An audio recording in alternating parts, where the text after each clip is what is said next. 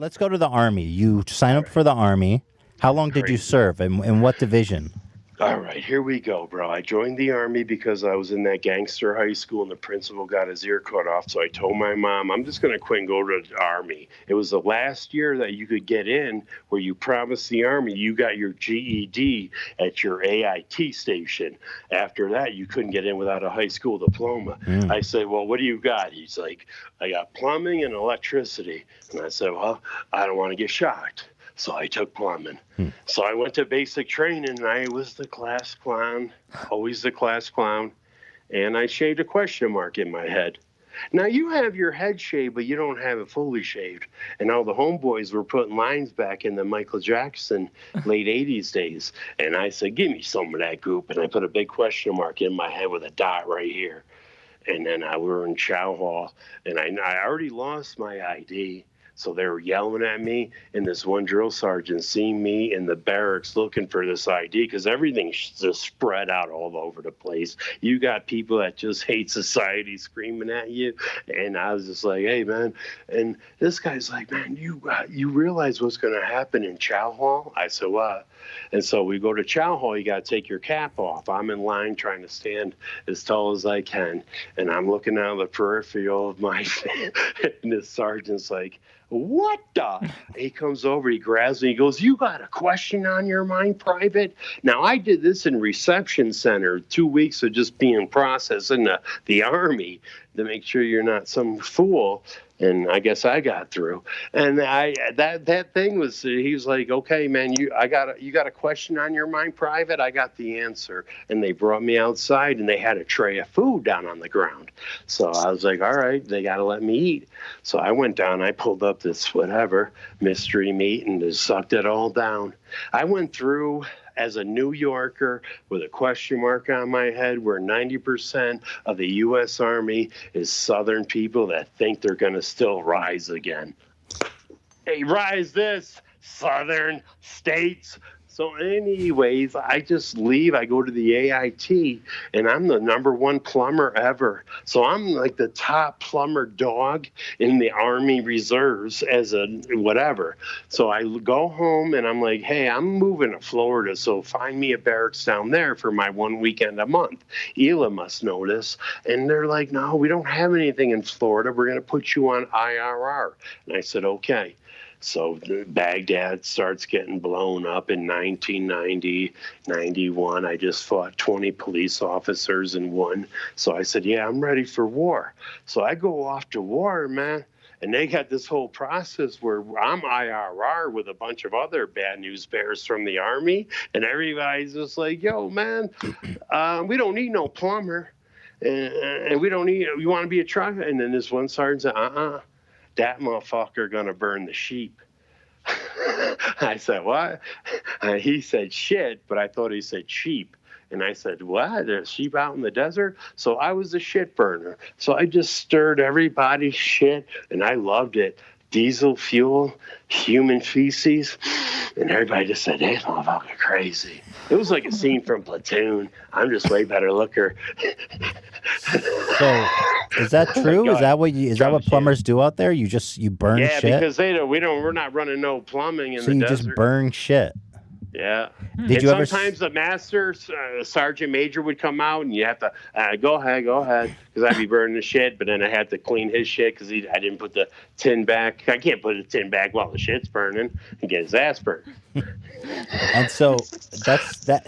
Some would say that you saw combat out there just by stirring the shit.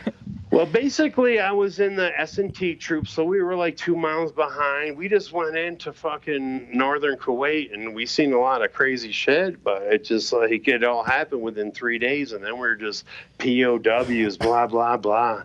I was standing on the back of a 5-ton without my Cavalier, whatever they call it, helmet, and my sergeant always said, wear it, so I got blown off because we were taking these pallets over the dunes instead of driving them in, and fucking Huey's wind just blew me off. So I wake up in a MASH tent with my eye out to here, and they're like, do you want a Purple Heart? And I'm like, I ain't going home.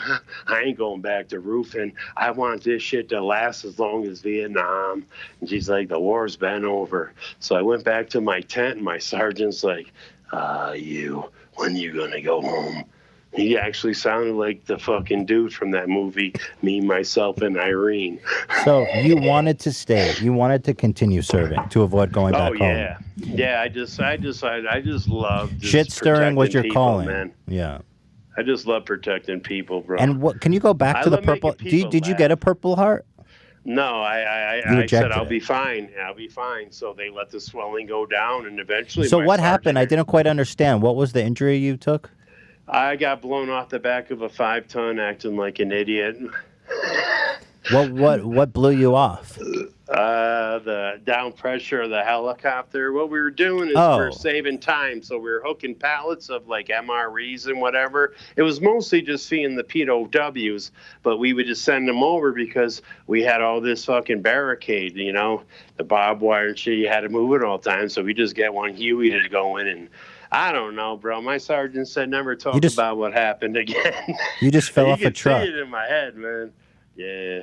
Yeah. I was actually in They give you a Purple Heart for falling off a truck. No, I didn't get a Purple Heart, man. But- I denied it. They said, Yeah. go home. They said, go home. I said, I ain't going home. What do you think, Ethan? You think I'm lying? I gave you my DD-214, bro. I don't think you're lying. I'm just fascinated by. I think it's interesting that you. No, I have a head injury, bro. But you know what the best head injury was? When I fell through a skylight in the Union, man. Tell me about that. I was just like, I got back to this Union. I was like, hey, man, I'm just going to be a Union guy. I'm done with all the roofing, owning. I had a company called Nice Roofing. You got a leak, we'll take a peek. And we're not gynecologists.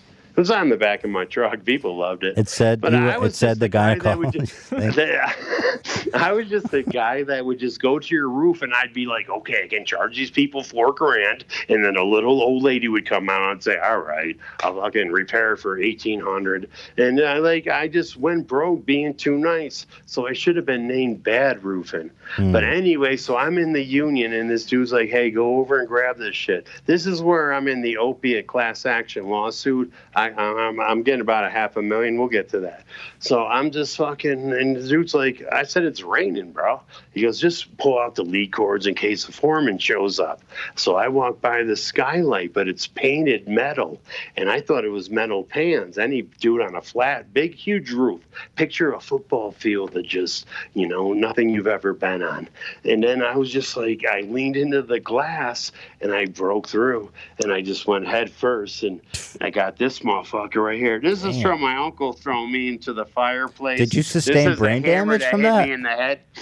What? Do you think you took brain damage from that? Doesn't take a rocket surgeon, Ethan. A rocket surgeon? So I'm just like, I fall through, right? Is your mouse up there? I'm just like, yo, I'm looking up at my foreman. He's like, oh my God. I'm like, how are you in heaven? I fell first. And the dude just like, oh. So I ended up going to the hospital for like 2 weeks, 7 vertebrae fractured, learned how to walk again. Did that change? Did that change kind of how your brain worked after that? Did you feel you were different? The Oxycontin did. We're going to get to that. The Oxycontin and then into the VA pills so they you gave ended me. up. And so were you drinking alcohol on Oxycontin too? You could tell when Ethan just like, I do that sometimes too in my head. But anyways, yeah, so I'm just hanging out, right? And I'm finally getting out of the hospital, but I'm feeling good.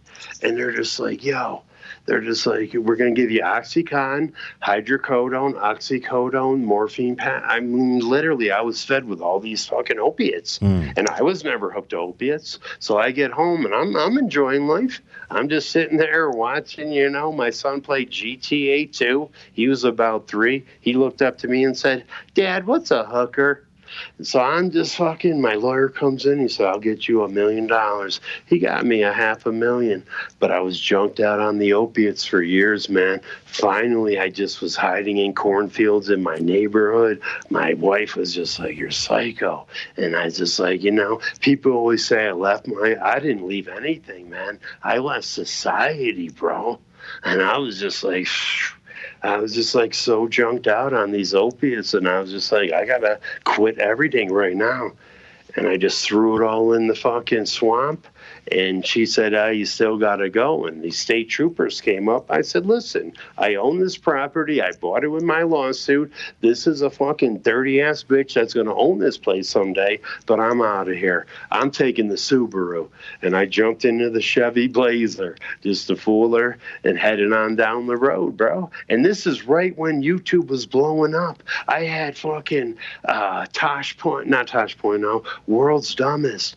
I had Vice coming at me. I had so many things going on, and I was just junked out. I met this chick, and I was just eating all their Kalana pins, and I was just like, wow. So your whole career was picking up right when you were leaving your family? It was all happening at the same time? Yeah. If you watch the first videos on the main channel, which is gone, but you can find them, there's 25,000 YouTube videos with my name in them.